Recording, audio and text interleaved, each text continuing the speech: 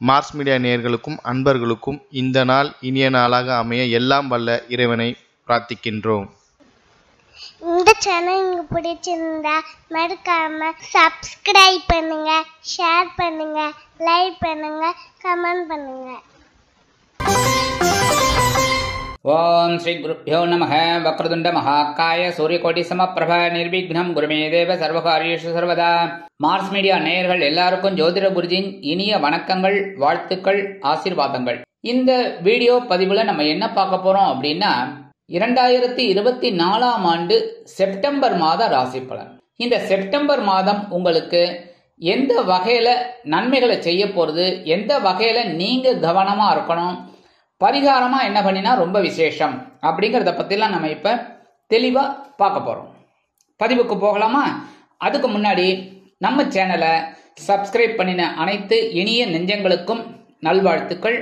அதே சமயம் சப்ஸ்கிரைப் பண்ணல அப்படின்னா பண்ணிக்கோங்க. அப்பதான் நாங்க போடுற வீடியோ பதிவுகள் உங்களுக்கு உடனுக்குடனே கிடைக்கும். அதன் மூலம் சில பரிகாரங்களை செய்யறதுனால நமக்கு வர பிரச்சனைகளை கொஞ்சம் குறைச்சிக்கலாம். அதே சமயம் ஒவ்வொரு ராசிகளுக்கும் கர்ம பலன்கள் எப்படி, அதை எப்படி சரி செய்வது அப்படிங்கறத பத்தியெல்லாம் ஒரு வீடியோ பதிவு கூடிய விரைவில் உங்களுக்கு வரும். அதை பார்த்து நீங்க தெரிஞ்சுக்கிட்டு அவங்கவங்க கர்ம பலனை குறைச்சிக்கணும், நல்லது நடக்கணும் எல்லாருக்குமே. அதுக்காக தான் நாங்க நிறைய பதிவுகளை போட்டுக்கிட்டு இருக்கோம். இதெல்லாம் நீங்க பார்க்கணும், ஸ்கிப் பண்ணாம ஃபுல்லா பார்த்துட்டு லைக் பண்ணணும், கமெண்ட் பண்ணணும். சரியா? இப்ப இந்த பதிவுக்கு போகலாமா? வாருங்கள் நேயர்களே. எனதுரிமை சிம்ம ராசி அன்பர்களே, இந்த பதிவுல நம்ம என்ன பார்க்க போறோம் அப்படின்னா 2024 ஆண்டு செப்டம்பர் மாத ராசி பலன். இந்த செப்டம்பர் மாதம் உங்களுக்கு எந்தெந்த கிரகங்கள் அற்புதமா வேலை செய்ய போறது, எந்தெந்த கிரகங்கள் மூலமா நீங்க கவனமா இருக்கணும், பரிகாரமா என்ன பண்ணினா ரொம்ப விசேஷம், அதை பத்தி தான் நம்ம இப்ப பார்க்க போறோம்.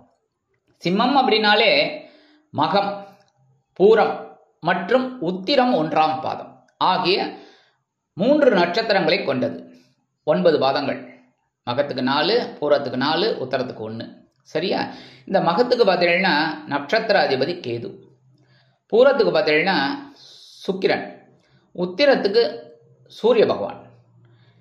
இந்த வகையில உங்களோட ராசிநாதன் அப்படின்னு பார்த்தீங்கன்னா சூரிய பகவான்.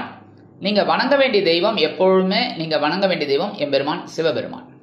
இப்போ இந்த கிரகநிலைகளை ஆராய்ந்து பார்க்கும் பொழுது உங்களது ராசிநாதன் சூரிய பகவான் ஜென்ம ராசியில இருக்க. கொஞ்சம் குழப்பம் இருக்கா?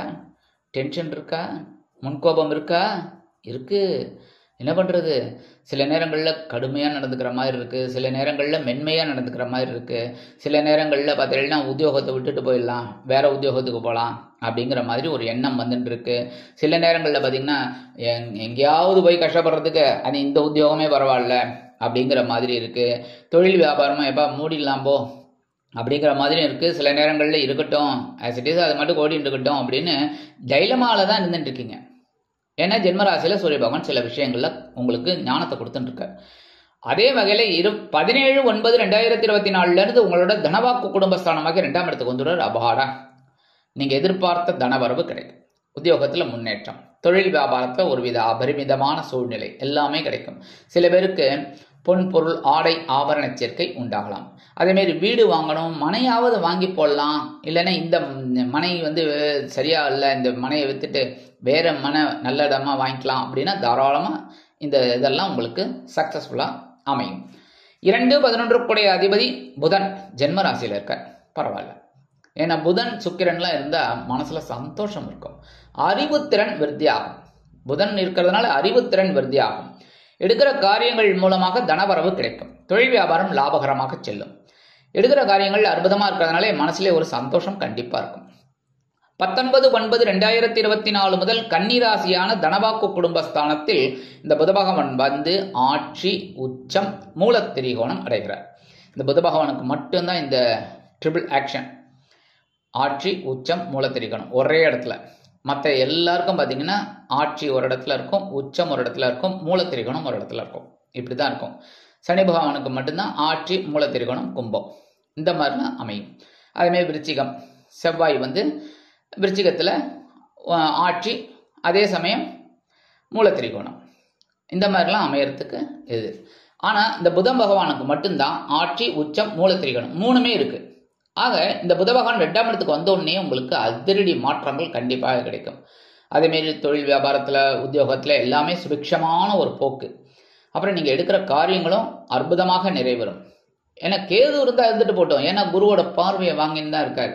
ஸோ ஓரளவுக்கு உங்களுக்கு நன்மைகள் கண்டிப்பாக கிடைக்கும். இந்த நேரத்தில் நீங்கள் யாருக்கு வாக்குறுதி கொடுத்தாலும் அற்புதமாக நிறைவேற்றிடுவீங்க. அதனாலே உங்களுக்கு பார்த்தீங்கன்னா மனசில் சந்தோஷம் இருக்கும். அதே சமயம் சமூகத்தில் உங்கள் அந்தஸ்தும் மதிப்பும் மரியாதையும் உயரும். 3-10 அதிபதி சுக்கிர பகவான் தனவாக்கு குடும்பஸ்தானத்தில் நீச்சம் அடைஞ்சிருக்கார். சுக்கிர பகவான் நீச்சம். ஏன்னா சுக்கிரன் பொழுதுபோக்கு, சரியா, சந்தோஷம். இந்த இடத்துல பார்த்தீங்கன்னா புதனோட இடம் கன்னிராசி. அங்கே புதனுக்கு தான் இது பவர், அறிவுக்கு தான் பவர். இங்கே அறிவு இது பண்ணணுமே தவிர பொழுதுபோக்கு, டான்ஸு இதெல்லாம் கூடாது. அதனால தான் சுக்கிரன் அங்கே நீச்சம் ஆறார். 3-10 அதிபதி நீச்சம் அடைகிறதுனால உடன்பிறப்புகளின் மூலம் சில குழப்பங்கள் இருக்கலாம். தொழில் வியாபாரத்திலையும் கொஞ்சம் கவனமாக இருக்கணும். அதேமாரி உத்தியோகத்திலையும் நீங்கள் எடுக்கிற காரியங்களில் கவனமாக இருக்கணும்.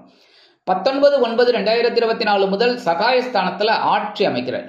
இதுவரைக்கும் இந்த சுக்கிர பகவான் நீச்சம் அடைஞ்சவர் அப்படியே அடுத்த ராசியான துலாம் ராசிக்கு அப்படியே ஆட்சி அமைக்க போறார். ஏன்னா பலம், இதுவரைக்கும் பலம் இல்லாமல் இருந்தவர் இப்ப பலத்தோட, மிகப்பெரிய பலத்தோட வரப்போறார். அதனாலே உங்களுக்கு பார்த்தீங்கன்னா தைரியம் அதிகமாக இருக்கும். எடுக்கிற காரியங்களில் உத்வேகம் இருக்கும். முயற்சி பலிதமாகும். அதேமாதிரி உடன்பிறப்புகள் மூலமாக இருந்து வந்த குழப்பங்கள் தீர்ந்து ஒருவித அந்யோன்யம் உண்டாகும். 7ஆம் பார்வையை பாக்கியஸ்தானத்தை பார்க்கறது ரொம்ப விசேஷம், ரொம்ப ரொம்ப அற்புதம். ஏன்னா 9ஆம் இடத்தை பார்க்கறதுனால தந்தையார் ஆதரவா இருப்பார், தந்தை வழி உறவினர்கள் ஆதரவா இருப்பார், பூர்வீக சொத்துக்கள் உங்க கைக்கு வரும். அதேமாரி உடன் பிறந்த மூத்த சகோதர சகோதரிகள் உங்களுக்கு ரொம்ப அனுகூலமா இருப்பாங்க. 4-9 அதிபதி செவ்வாய் எங்கே இருக்கிறார்? லாபஸ்தானம். அற்புதங்க. இந்த செவ்வாய் 3, 6, 10, 11 ஆகிய உபஜய ஸ்தானங்கள்ல இருந்தார் அப்படின்னாலே அதிரடி லாபம் உங்களுக்கு கிடைக்கும். எப்படி கிடைக்கும்? பலமா வேலை செய்யணும், கடுமையா வேலை செய்யுங்க. உத்தியோகத்துல சரி, தொழில் வியாபாரத்துல சரி, எல்லா விஷயத்திலையும் நீங்க கவனமா கடுமையா உழைச்சல் அப்படின்னா அந்த உழைப்பு இரட்டிப்பாகும், அந்த பலன் இரட்டிப்பாகும், எடுக்கிற காரியங்கள் இரட்டிப்பாகும், எல்லா விஷயத்திலையும் ஒரு முன்னேற்றம் கிடைக்கும். அதே மாதிரி 4 அதாவது சுகஸ்தானத்திற்குடையவர் எங்க இருக்கார் அப்படின்னு பார்த்தீங்கன்னா லாபஸ்தானம். இப்ப சுகத்தை அனுபவிக்கக்கூடிய ஒரு வாய்ப்பு. எப்படின்னா இப்பதான் நீங்க ஒரு விலை உயர்ந்த பொருட்கள் வாங்கியிருக்கீங்க அப்படின்னா அதை வச்சு ஒரு சந்தோஷம் காண்பீர்கள். அதேமாதிரி சில பேருக்கு வீடு, மனை, வாகனம் இதெல்லாம் கிடைக்கிறதுக்கு வாய்ப்புகள் இருக்கு. இந்த வாகனத்தை, பழைய வாகனம் சரி, இதை வித்துட்டு ஒரு நல்ல வாகனமா வாங்கலாம் அப்படின்னு நினைக்கிறவாளுக்கெல்லாம் ஒரு அற்புதமான ஒரு நிலைமை உண்டாகும். அதேமாதிரி தந்தையார் ஆதரவாக இருப்பார், தந்தை வழி உறவினர்கள் ஆதரவாக இருப்பாங்க. எல்லா விஷயத்திலுமே உங்களுக்கு ஒரு பாக்கியங்கள் கண்டிப்பாக கிடைக்கும். இந்த நேரம் ரொம்ப அற்புதமான ஒரு நேரம். தொழில் வியாபாரம் லாபகரமாக செல்லும். அதேமாதிரி சில பேருக்கு புதுசாக தொழில் தொடங்கக்கூடிய ஒரு வாய்ப்புகளும் உண்டாகும். சீருடை பணியாளர்களாகிய காவல், ராணுவம், தீயணைப்புத்துறை, மருத்துவத்துறையில் வேலை பார்க்கும் அன்பர்களுக்கு எதிர்பார்க்கும் இடமாற்றம், பதவி மாற்றம், பதவி உயர்வு, சம்பள உயர்வு அருமையாக சேரும். அடுத்தபடியாக 5-8 அதிபதி குரு எங்க இருக்கார்? ஜீவனஸ்தானத்தில் இருக்கார், 10ஆம் இடம். அப்படிங்கும்போது 5ஆம் வீட்டு அதிபதி, ஆயுள் ஸ்தானாதிபதி, அஷ்டமாதிபதி எங்க இருக்காருன்னு பார்த்தீங்கன்னா ஜீவனஸ்தானத்தில் இருக்கிறதுனால உத்தியோகத்தில் கவனமாக இருக்கணும். சரியா? ஏன்னா நீங்க ஏற்கனவே வேற வேலைக்கு போகலாமான்னு ட்ரை பண்ணிட்டு இருக்கீங்க, அதெல்லாம் இப்ப பரவாயில்லையான்னு நீங்க தான் யோசிக்கணும். சரியா? ஏன்னா குருவும் கொஞ்சம் ஸ்க்ரூ பண்ணுவார், ஏய் கிளம்புடா, வேற வேலைக்கு போடா அப்படின்னு. ஆனா நீங்க யோசிக்கணும், என்ன போனா நமக்கு நல்லதா இல்லையா அப்படிங்கறதெல்லாம் நீங்க தான் ஸ்கெட்ச் போட்டு டிசைட் பண்ணணும். அப்ப உத்தியோகத்துல கடுமையா உழைக்கணும், தொழில் வியாபாரத்துல நிதானமா உழைக்கணும், கவனமா உழைக்கணும். இந்த மாதிரி எல்லாம் கண்டிப்பா ஜீவனம் விருத்தி அடையும். குருவோட பார்வைன்னு பாத்தீங்கன்னா உங்களோட தனவாக்கு குடும்பஸ்தானமாக 2ஆம் இடத்துல விழுது ரொம்ப அற்புதம். வரும் தனவரவு தாராளமா கிடைக்கும். அதே மனசுல ஒரு தைரியம் இருக்கும், இருக்கிற காரியங்கள் சிறப்பா அமையும். குடும்பத்துக்கு தேவையானதெல்லாம் டக்கு டக்கு டக்கு டக்குன்னு பூர்த்தி பண்ணுவீங்க. அடுத்த பார்வை 7ஆம் பார்வையா உங்களுடைய சுகஸ்தானத்துல விழுது.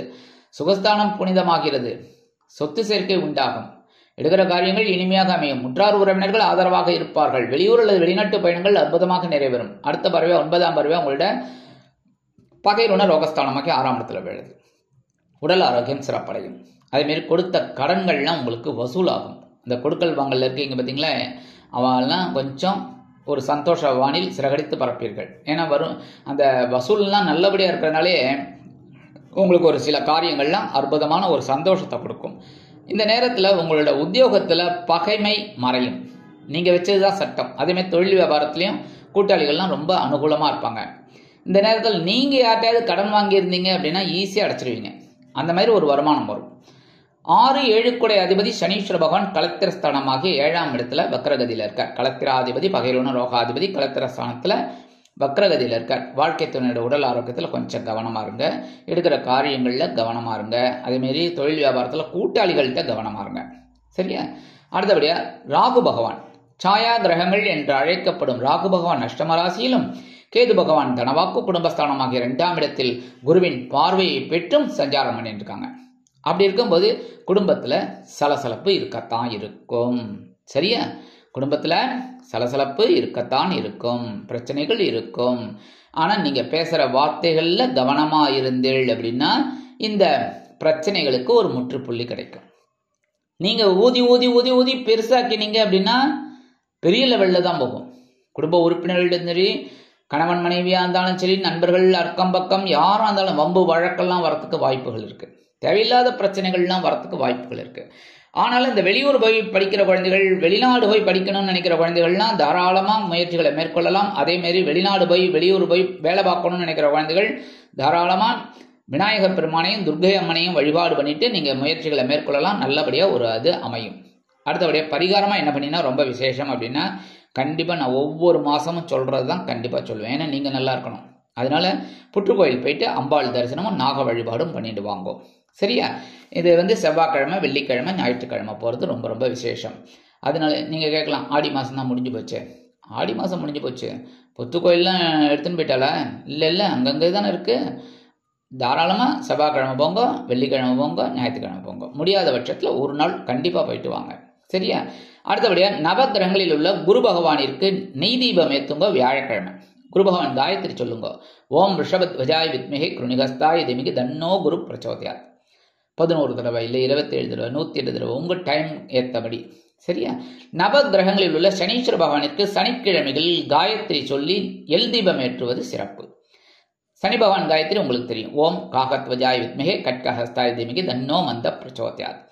அதே மாதிரி 27 தடவை இல்லைன்னா 108 தடவை சொல்றது ரொம்ப ரொம்ப விசேஷமான பலன்கள் உங்களுக்கு கண்டிப்பாக கிடைக்கும். ஆக இந்த சிறு பரிகாரங்களின் மூலம் 2024ஆம் ஆண்டு செப்டம்பர் மாதம் ஒரு அற்புதமான மாதமாக அமையும் என்று கூறி விடைபெறுகிறேன். நன்றி, வணக்கம். மீண்டும் ஒரு அருமையான பதிவில் நான் உங்களை மனமகிழ்ச்சியோடு சந்திக்கிறேன். வாழ்த்துக்கள். வாழ்க வளமுடன். இந்த சேனல் உங்களுக்கு பிடிச்சிருந்தா மறக்காம சப்ஸ்கிரைப் பண்ணுங்க, லைக் பண்ணுங்க, ஷேர் பண்ணுங்க.